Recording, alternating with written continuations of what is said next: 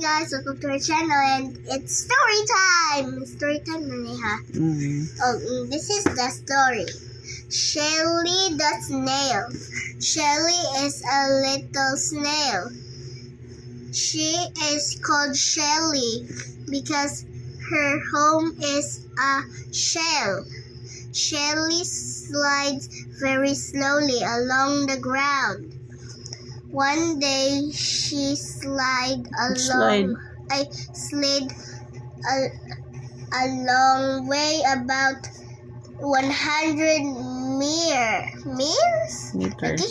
meters. She got so tired that she had to have a long sleep. Shelly slept for 10 hours and she dreamed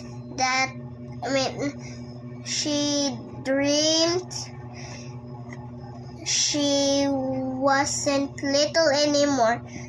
She was huge. And it's question time. Okay, you read the questions and answer it. And Number 1. Shelly.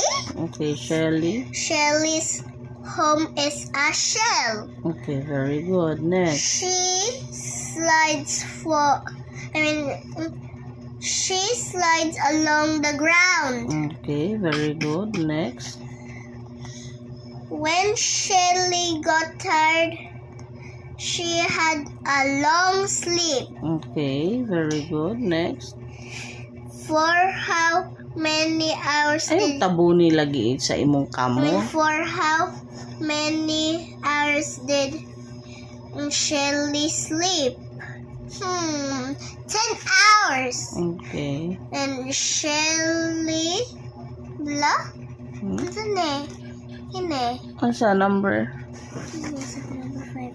Oh, unsa gani answer din na? Shelly is Shelly blank lang blank.